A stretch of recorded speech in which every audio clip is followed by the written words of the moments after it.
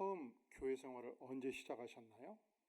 처음 예수님을 내 인생의 구주로 영접하고 신앙생활 한 지가 몇 년이 되었는지 계수해 보시기를 바랍니다. 저는 1973년도 요한복음을 공부하다가 예수님을 인격적으로 만났고 50년의 세월이 흘렀습니다. 믿는 세월이 길다고 해서, 믿음의 연조가 깊다고 해서 우리 증조 할아버지가 초대 교회 선교사로부터 복음을 받고 지금까지 5대째 신앙생활을 했다고 해서 반드시 성숙한 신앙의 인격을 가지라는 보장은 없어요. 아니, 예수님께서 아예 이 부분에 대해서 분명하게 밝혀주십니다. 마태복음 19장 30절에 보면 먼저 된 자로서 나중되고 나중된 자로서 먼저 될 자가 많으니라. 따라해 볼까요? 나중된 자로서 먼저 될 자가 많으니라. 나중된 자로서 먼저 될 자가 가끔 있느니라. 조금 있느니라. 어쩌다 있느니라. 아니고요. 나중된 자로서 먼저 될 자가 어떻다고요? 많으니라. 이것은 최근의 믿은 분들에게는 희망이고요. 오래 믿은 분들에게는 좀 고통일 수 있습니다. 중요한 것은 내가 얼마나 오랫동안 믿었냐보다도 얼마나 진실하게 믿음 생활을 인격적으로 했느냐가 더 중요하다는 것입니다. 동일한 차원에서 히브리 기자는 히브리서 5장 12절에서 이렇게 말씀합니다. 때가 오래되었으므로 너희가 마땅히 선생이 되었을 터인데 너희가 다시 하나님의 말씀의 초보에 대하여 누구에게서 가르침을 받아야 할 처지이니 단단한 음식은 못 먹고 젖이나 먹어야 할 자가 되었도다. 칭찬입니까? 책망입니까? 책망이지요. 이렇게 바꾸어서 표현할 수가 있어요. 너희는 신체적으로는 대학에 들어갈 나이인데 아직도 애미 젖이나 먹고 있느냐? 칭찬입니까? 책망입니까? 책망이지요. 신앙의 연조가 깊은 만큼 신앙의 성숙을 기해야 될 것인데 어찌 신앙적으로는 유아 상태에 있느냐? 책망입니다. 그리고 교회 안에 초대교회에 예수님이 살아있던 그 당시에 나중된 자로서 먼저 될 자가 많았던 만큼 오늘의 이 시대에도 지난 2000년의 기독교 역사 속에서도 나중된 자로서 먼저 될 자가 많고 먼저 될 자로서 나중된 자가 많다는 사실을 하나님은 우리에게 말씀하고 있는 것입니다. 그러니까 교회 생활이 오래됐다고 해서 반드시 영적으로 성숙하라는 보장이 없다는 것이죠. 더 심각한 것은 내 자신이 하나님이 볼 때는 영적인 유아 상태거든요. 그런데 본인이 이미 나이가 성년인 만큼, 이미 나이가 50대고 60대인 만큼, 세월이 지났던 만큼 신앙도 성숙했다고 착각하고 오해하는 것입니다. 내가 교회에서 직분을 받았고 내가 교회에서 사역을 했고 세월이 흐른 만큼 내 신앙이 성숙했다라고 착각을 하는 거예요. 물론 우리가 주일학교 교사가 되고 성가대원이 되고 직분자가 되는 것 자체 소중합니다. 이 직분을 통해서 우리는 더 주님을 배우고 성숙을 향해서 나아갈 수 있습니다. 그러나 이 직분 자체가 나를 저절로 성숙한 인격의 사람으로 만들어주지 않는다는 사실을 기억할 필요가 있습니다. 바리새인들이 그러했습니다. 그들은 그 시대 유명한 성경 교사였습니다. 성경 박사였습니다. 그런데 그들은 말 다르고 행동이 달랐습니다. 예수님께서 저들을 향하여 휘칠한 무덤이라 일갈하셨고 세례 요한은 독사의 자식이라 표현을 한 것입니다.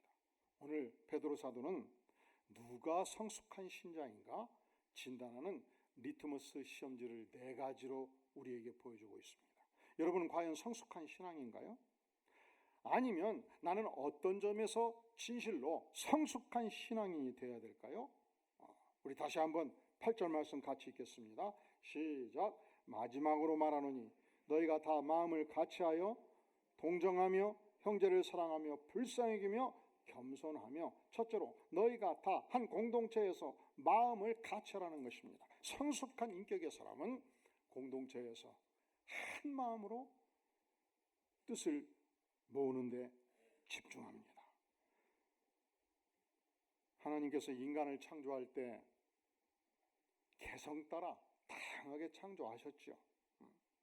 생각이 다르고 성격이 다 다르죠. 이 MBTI를 해보면 16가지로 그 성격 유형이 나눠지지 않습니까?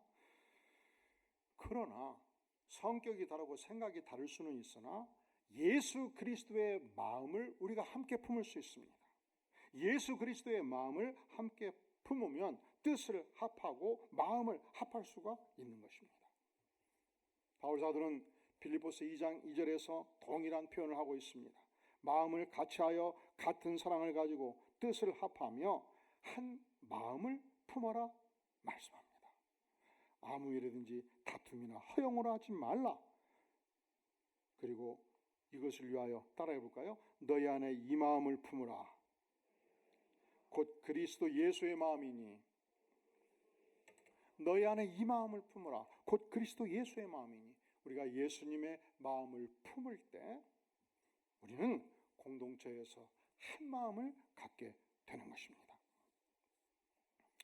우리 예수님께서 십자가에 달리기 전날 밤 제자들을 위해서 간절히 기도를 하셨습니다. 예수님께서 십자가에 이제 달리시면 사흘 만에 부활하시고 그리고 교육을 다시 한 다음에 이제 천상으로 올라가시지 않습니까? 그러면 이 위대한 전세계 복음 전도의 위대한 이 사역은 누구한테 위임이 되겠습니까? 12 제자에게 위임이 되죠. 그러니까 전날 밤 얼마나 제자들을 위해서 간절히 기도하셨겠습니까? 이 전도 사역이 위대했던 만큼 능력이 좀 필요하겠죠. 하나님, 이제 내가 십자가에 달리게 될 터인데 이 12 제자에게 전세계 복음화를 추진할 수 있는 강력한 능력을 주시옵소서. 기도하지 않으셨어요. 이 위대한 사역을 위해서는 체력이 뒷받침되지 않겠습니까? 하나님, 저들이 전 세계를 향해서 나아갈 때 터키 반도, 그리스 반도, 이 이태리 반도 전 세계를 향해서 나아가서 도마는 특별히 인도까지 가게 될 터인데 저들에게 강력한 체력을 주시옵소서. 기도하지 않았어요. 사실은 지난 2000년 역사 속에서 모든 학문의 최고봉을 철학으로 말해요. 그러니까 법학의 위로 올라가면 법 철학으로 올라가고, 건축도 철학으로 올라가고, 다 철학으로 올라가요. 철학 위에 신학이 있다고 말합니다. 이 2000년 위대한 신학자들이 많이 탄생했지요. 신학이 건강해야 하나님의 교회가 건강하지요. 그러니까 미래 2000년 기독교 역사를 위해서 하나님 제자들에게 신학적 능력을 주시옵소서. 중요하죠. 기도하지 않았어요. 딱 한 가지 기도했어요. 무엇을 위해서 기도했을까요? 요한복음 17장 11절은 말씀합니다. 같이 따라해 볼까요? 우리와 같이 그들도 하나 되게 하옵소서. 단 한 가지를 위해서 기도했어요. 우리와 같이, 삼위일체 하나님과 같이 성부, 성자, 성령 하나님이 하나됨과 같이 12 제자가 한 마음이 되도록 간절히 기도하는 것입니다. 교회에서는 신앙의 본질적 영역에 있어 하나됨이 중요합니다. 교회에서는 하나님께서 이 안디옥 교회에 주신 중요한 이 목회 본질에 있어서 하나됨이 아주 중요합니다. 한 마음으로 주님을 섬길 때 성령이 역사하는 것입니다. 성숙한 인격의 사람은 어느 공동체에 속하든지 마음을 하나로 모아가는 데 집중합니다. 두 번째, 성숙한 인격의 사람은 어떤 사람인가? 오늘 8절에서 마지막으로 말하니 너희가 다 마음을 같이 하고, 두 번째 따라해 볼까요? 동정하며, 형제를 사랑하며, 불쌍히 여기며. 이게 다 같은 뜻이에요. 이 동정하다는 단어가 컴패션인데 이 패션이라는 단어가 감정을 말하거든요. 컴은 같다는 뜻이에요. 같은 감정을 갖는 것입니다. 마음이 찢어지게 아파서 고통하는 영혼을 볼 때 그 찢어지게 아파서 고통하는 영혼의 마음을 내가 같이 소유하는 거예요. compassion. 헬라어 원어도 같은 표현으로 나타나고 있어요.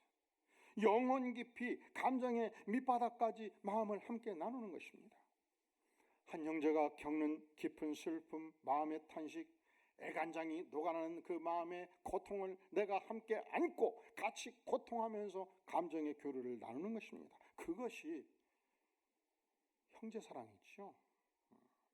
그것이 영혼을 향해서 불쌍히 여기는 마음이죠. 그래서 여기서 표현되고 있는 동정하며 형제를 사랑하며 불쌍히 여기며 같은 표현입니다. 영혼을 향한 사랑을 말하는 것입니다. 우리 주님께서도 공생의 기간 동안 이 마음을 가지셨습니다. 마가복음 9장 36절에서 주께서 무리를 보시고 불쌍히 여기시니 이는 그들이 목자 없는 양과 같이 고생하며 기진함이라 말씀했습니다. 주님께서 광야에 헤매이는 수천 수만의 백성들을 보면서 목자 없이 헤매이는 백성들의 고통을 보셨습니다. 고생하며 기진맥진한 인생들의 아픔을 보셨습니다. 정처 없이 유리팡황하는 백성들의 고통을 한없이 불쌍히 여기셨습니다. 주께서 어느 날 나인성을 향해서 걷고 있었습니다. 이때 주님은 이미 유명 인사였던 만큼 12제자와 함께 70문도와 함께 수천 수만의 무리가 함께 움직이고 있었습니다. 그런데 나인성에 당도했을 때 들어갈 수가 없었습니다. 왜냐하면 나인성에서 한 상여가 나오고 있었습니다. 이 상여를 뒤따르는 여인, 소복을 입은 여인이 한없이 슬퍼하며 호곡하고 있었습니다. 이 여인은 과부였는데 단 하나밖에 없는 아들의 죽음의 장례를 치르고자 상여를 메고 나오고 있었던 것입니다.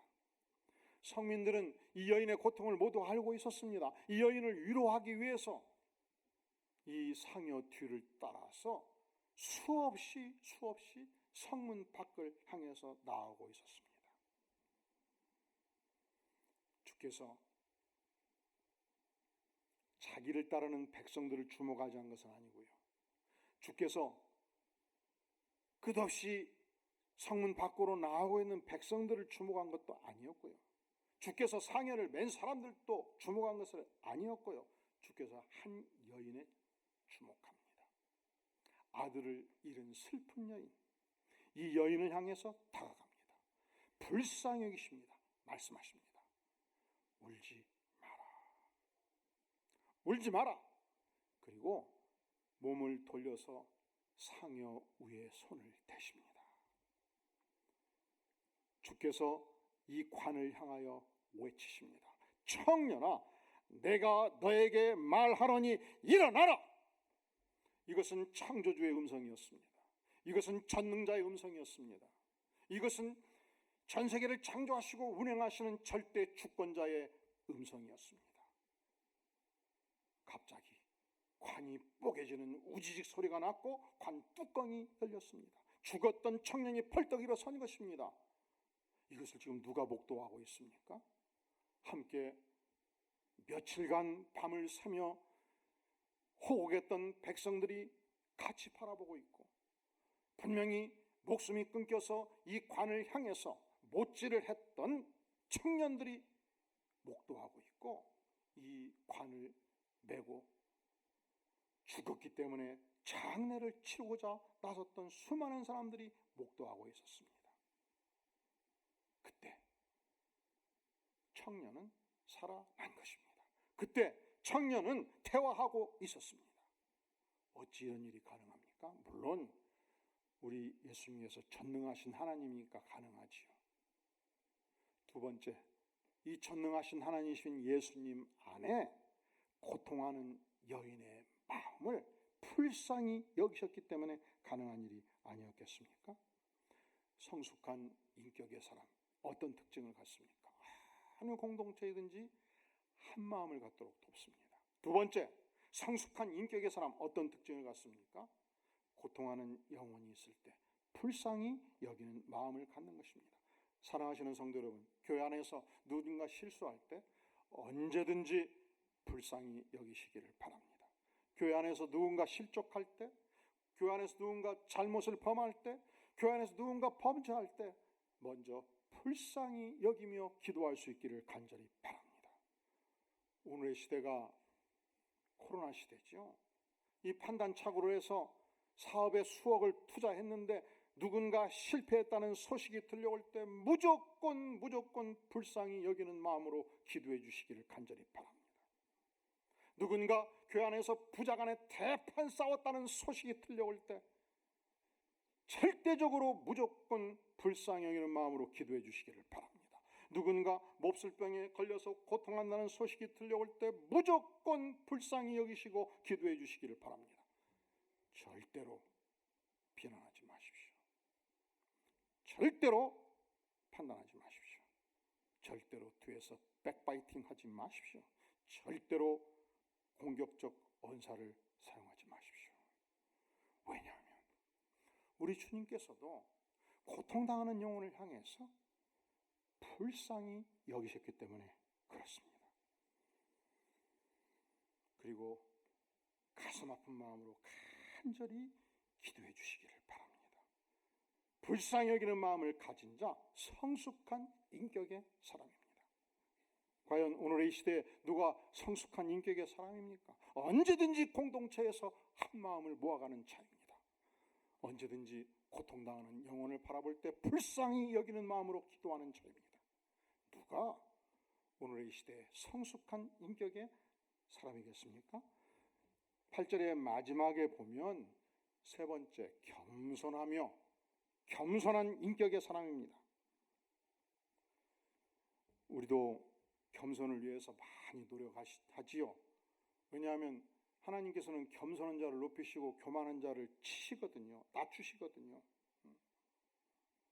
그래서 열심히 겸손하고자 노력하는데, 사랑하는 성도 여러분, 우리가 인간적인 노력으로 계속 겸손을 노력하면 겸손하려고 한 것이 또 교만으로 바꿔질 수 있어요. 이 겸손은요, 은혜를 받아야 돼요. 겸손은요, 예수님을 깊이 배울 때 가능해요. 노력으로 되는 게 아니에요. 내가 죽으라고 겸손하려고 노력했거든요. 진짜 노력했거든요. 한 달을 노력했거든요. 1년을 노력했거든요. 그리고 보니까 세상에 나만큼 겸손한 사람이 없네. 세상에 나만큼 겸손한 사람이 없네. 지금 내가 겸손한 거예요? 교만한 거예요? 그래서 우리가 겸손하려면 노력으로 되는 것이 아니라는 거. 진짜 겸손하려면 예수님을 배워야 됩니다. 왜냐하면 예수님은 하나님이신데 하늘의 권세를 버리고 이 땅에 오셨습니다. 바울사도는 빌립보서 2장 6절에서 이렇게 노래합니다. 그는 예수 그리스도는 근본 하나님의 본체셨습니다. 하나님과 동등됨을 취할 것으로 여기지 아니하셨습니다. 오히려 자기를 비우셨습니다. 종의 형체를 가지셨습니다. 사람들과 같이 되셨습니다. 사람의 모형으로 나타나셨습니다. 자기를 낮추시고 죽기까지 복종하셨습니다. 십자가에 죽으신 것입니다. 우리가 날마다 이 예수님을 배워서 나의 교만, 나의 죄악, 나의 오만, 나의 인격을 십자가에 묻어갈 때, 나는 날마다 십자가에서 죽노라 고백할 때 내 인생은 그리스도의 겸손을 배워가는 인생이 되지 않겠습니까? 바울사도는 신약성경에서 자기를 소개할 때마다 한번 따라해 보실까요? 예수 그리스도의 종, 예수 그리스도의 종, 그렇게 소개를 해요. 예수 그리스도의 노예라는 뜻이에요. 근데 바울이 그렇게 자기를 종이라고 소개할 만큼 종된 무능한 인간은 아니었어요. 그는 신약성경 27권 중에서 무려 13권을 쓴 자예요. 그는 얼마든지 자신을 위대한 성경의 저술가 나 바울이라고 소개할 수 있어도, 소개했어도 무리가 없는 인물이었는데 단 한 번도 그렇게 자신을 소개하지 않습니다. 그가 저술한 고린도전서 13장은 사랑장이지요. 지난 2000년 동안 얼마나 많은 로맨스에 관한 시 언어들이 전 세계에서 많이 쏟아져 나왔습니까? 그런데 통계는 고린도전서 13장만큼 많이 읊어지고 암송된 사랑의 언어가 없다 말하잖아요. 그는 사랑의 화신이었습니다. 진정한 사랑이 무엇인가를 알았습니다. 고린도전서 15장 부활장이죠. 이 땅에 모든 신학적 부활의 논문은 고린도전서 15장을 통과하지 않고서는 부활의 신학적 논문을 쓸 수가 없다고 말합니다. 그는 부활의 화신이었습니다. 단 한 번도 자신을 소개할 때 나 바울, 사랑의 화신이요 부활의 화신인 나 바울 한 적이 없어요. 그는 예수 그리스도의 종이라 소개합니다. 그는 지난 2000년 기독교 역사 속에서 수천 수만의 선교사들이 탄생되었습니다. 대한민국이요, 지난 120년의 역사를 통해서 무려 10만 명 이상의 선교사들을 배출해냈어요. 지금도 약 2만 5천 명의 선교사를 대한민국이 보유하고 있습니다. 그런데 그는 2000년의 기독교 역사 속에서, 전 세계 기독교 역사 속에서 가장 많은 선교 지역에서 활동했던 혁혁한 위대한 선교의 왕입니다. 모든 터키 지역을 향해서, 모든 그리스 반도를 향해서, 이태리 반도를 향해서 외쳤던 개척 선교사입니다. 개척의 왕이죠. 그러니까 그가 자신을 소개할 때 개척의 왕 나 바울은 할 수 있었어요. 단 한 번도 그렇게 소개하잖아요. 그는 언제든지 일관성 있게 자신을 소개할 때 따라해 볼까요? 예수 그리스도의 종 바울, 그렇게 소개해요. 자, 우리 한국교회가 회복해야 될 일이 무엇입니까? 모든 이 땅의 목회자들은 저를 포함해서 종의 정신을 회복해야 될 것입니다. 우리는 예수 그리스도의 종일 뿐입니다. 오늘날 한국교회의 모든 직분자들, 장로님, 권사님, 안수집사님, 팀장님, 목자님, 모든 이 땅의 교회 지도자들이 회복해야 될 영적인 정신이 무엇입니까? 그것은 언제든지 나는 예수 그리스도의 종입니다. 종의 정신이 아니겠습니까? 가장 위대한 지도자는 가장 낮은 자리에서 섬기는 자가 아니겠습니까? 영국의 한 청년이 중국 내지 선교회에 선교 지망생으로서 신청서를 제출을 했습니다. 내지 선교회 선교위원회는 충분히 서로 검토를 했고 그리고 면담을 시작을 한 것입니다. 그런데 첫째로, 둘째로, 셋째로 선교사로서 부적절한 모습들이 나타났습니다. 그래서 서류를 반납하고 좀 더 준비된 가운데 좀 더 인격적으로 실력적으로 준비해서 다시 세월이 지나서 신청하시오 반려를 했을 때 이 선교 후보생이 말합니다. 저를 정식 선교사로 보내주시지 않아도 좋습니다. 제가 정식 선교사가 될 수 없다면, 제가 아직 자격이 부족하다면 이미 정식 선교사로 일하고 있는 분들의 종로듯 할 수 있도록 선교사들의 종으로 저를 파견해 주시면 어떻겠습니까? 이때 이 선교위원회 위원들이 굉장히 마음 깊이 감동을 받았습니다. 그래서 선교사들의 종로릇 하는 심정으로 평생 선교하라고 당부를 하고 선교사로 임명을 한 것입니다. 그가 유명한 중국 선교사 말린 선교사입니다. 그는 허드슨 테일러와 함께 중국 내지 선교의 중국 전역에 복음을 증거하는 선교사에게 기초를 깔았던 중대한 업적을 남긴 위대한 선교사였습니다. 이 땅의 모든 사람들은 섬김받기를 원하죠. 지배하기를 원하죠. 그것이 미성숙한 인간의 모습입니다. 우리가 예수님의 마음을 품고 종의 마음으로 섬길 수 있다면 성숙한 인격의 표지를 가졌다 말할 수 있지 않겠습니까? 당신은 어떤 점에서 성숙한 신앙인이십니까? 첫째로, 공동체에서 언제나 한 마음으로 섬기십니까? 영혼을 향해서 불쌍히 여기는 마음을 가지셨습니까? 종의 마음으로, 겸손한 마음으로 영혼들을 섬기시나요? 마지막으로 성숙한 인격의 모습을 보여주는 리트머스 시험지가 있습니다. 우리 9절 말씀, 베드로전서 3장 9절 같이 읽겠습니다. 시작. 악을 악으로, 욕을 욕으로 갚지 말고 도리어 복을 빌라. 이를 위하여 너희가 부르심을 받았으니 이는 복을 이어받게 하려 하심이라. 악을 악으로, 욕을 욕으로 갚아라, 갚지 말라.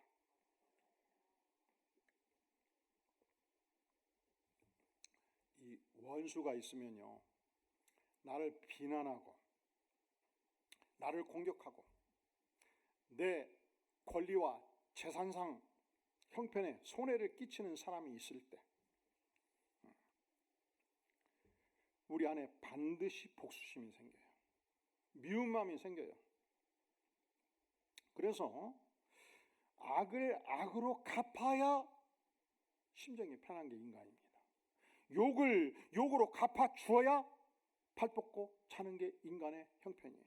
그런데 우리 주님은 성숙한 인격의 사람은 그러지 않다는 거예요. 악을 악으로, 욕을 욕으로 갚지 말라 말씀하지 않습니까? 우리가 원수를 축복하는 것은, 우리가 원수를 사랑하는 것은 완전히 인간의 노력으로는 감당할 수 없는 새로운 차원의 문제입니다. 그러니까 우리가 말씀을 들을 때 무조건 우리가 할 수 있느냐 할 수 없느냐의 문제가 아니고, 이것은 인간적인 노력으로 쉽게 될 수 없다고 전제하고 하시는 말씀이에요. 우리가 언제 원수 사랑이 가능한가? 우리가 십자가의 은혜를 깨달을 때만이 가능해요. 우리가 언제 원수 사랑이 가능한가? 예수님을 인격적으로 만날 때만이 가능해요. 언제 우리가 원수 사랑이 가능한가? 기도의 능력을 덧입을 때만이 가능해요. 하나님의 영을 받을 때만이 가능해요. 초월적 능력을 받을 때만이 가능해요. 그런데 아무리 선량한 마음으로 인생을 살아도 그런 분이 있잖아요. 저분은 법이 없이도 살 사람이다. 그냥 항상 선대하고 항상 해오하고 마음에 거리낌이 없고 선량한 심정으로 살아도 반드시 한두 사람의 원수들은 있습니다. 제 친구 목사 중에 임상 심리학으로 박사를 받은 친구가 있는데 그런 얘기를 하더라고요. 아무리 선한 인격의 훌륭한 목회를 하는 목사에게도 원수 몇 명은 교회에서 반드시 있다. 여러분 볼 때 제가 굉장히 선량하게 보이나요? 그래도 저에게는 원수 몇 명이 있다라고 그 목사가 말하는 거예요. 두 번째, 아무리 거친 형상의 목사일지라도, 이 굉장히 이쁜 표현인데 이걸 정직하게 표현하면, 아무리 개성이 강한 목사일지라도 개성, 도구, 캐릭터, 교회 안에서 팬들은 존재한다. 이 무슨 말이냐? 여러분이 아무리 선량한 마음으로 살아도 직장생활하고 사회생활을 하면 한두 사람, 여러분을 정면으로 공격하는 사람, 헐뜯는 사람, 비난하는 사람, 욕하는 사람이 존재한다는 거예요. 그때 성숙한 인격의 사람은 어떻게 행동하는가? 첫째로, 악을 악으로, 욕을 욕으로 갚지 말라. 원수를 직접 갚지 말라. 보복하지 말라. 복수하지 말라. 욕하지 말라. 왜 그러는가? 로마서 12장 19절을 말씀합니다. 따라해 볼까요? 원수 갚는 것은 하나님께 있으니, 원수를 갚는 것은 나의 영역이 아니고 누구의 영역이다. 그러니까 내가 욕을 욕으로 갚고 악을 악으로 갚아서 원수를 갚아버리면 내가 누구의 영역을 침범하는 것입니까? 하나님의 영역을 내가 침범하는 것입니다. 월권행위입니다. 하나님께서 이놈 왜 내가 할 일을 너가 하느냐 하시지 않겠습니까? 두 번째, 우리에게 원수가 있을 때 어찌할꼬? 원수의 행동을 잊어버리라는 것입니다. 원수가 내가 나에게 행했던 어떤 모욕, 공격, 저주 다 잊고 십자가에 묻고 기억도 하지 말라. 예수님께서 그렇게 하셨습니다. 예수님은 창조주입니다. 피조물인 인생들이 예수님을 채찍으로 내리쳤습니다. 살점이 뜯겨나갔습니다. 침을 뱉었습니다. 예수를 십자가에 못 박으라고 외쳤습니다. 십자가에 못을 박았습니다. 모두 주께서 용서하셨습니다. 동이 서에서 먼 것처럼 기억도 하지 아니하셨습니다. 다 잊어버린 것입니다. 원수가 나를 공격하고 모욕하고 해치는 모든 행동들을 잊으라. 세 번째, 이 세 번째는 보통 일이 아니에요. 다시 구절을 주목합니다. 악을 악으로 욕을 욕으로 갚지 말고 도리어 무엇을 빌라? 무엇을 빌라? 원수를 위하여 축복의 기도를 하라. 복을 빌라. 하나님, 악을 악으로 갚지 말라, 원수를 직접 보복하지 말라 하시면 제가 멈추겠습니다. 그건 해가겠습니다. 하나님, 잊어버려라. 잘 잊히지 않지만 주께서 잊어라 하니 제가 잊겠습니다. 그런데 주님, 안 되지요. 아니, 그 왼수를 내가 어찌 축복의 기도를 하라 하십니까? 이건 안 되지요. 이건 못하지요. 하나님, 어찌 나한테 그것을 요구하십니까? 그 자는 내 인생의 왼수, 원수 아닙니까?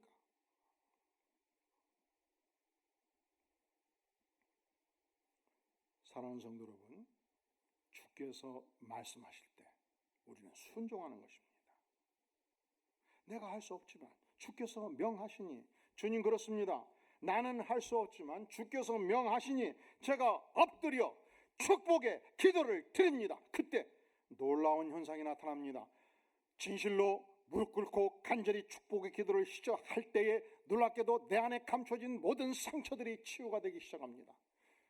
하나님께서 강력한 성령의 능력을 폭포수처럼 내 심령 안에 부어주십니다. 원수의 심장을 녹여버리는 강력한 능력, 전율의 능력을 주께서 베풀어 주십니다. 사랑하는 성도 여러분, 당신은 얼마나 성숙한 하나님의 백성입니까? 세 가지, 네 가지를 묻습니다. 첫째로, 당신은 당신 속한 영적 공동체에서 언제든지 같은 마음 한 마음으로 섬기시나요? 두 번째, 고통당하는 영혼들이 있을 때 진실로 그 영혼을 불쌍히 여기며 기도하며 도우시나요? 세 번째, 내 인생의 원수를, 당신을 모욕하고 해치고 고통을 주 그 원수를 위하여 무릎 꿇고 축복의 기도를 드리시나요? 기도하겠습니다. 영광의 주님, 부족한 인생 하나님의 말씀을 받고 기도하기를 구합니다.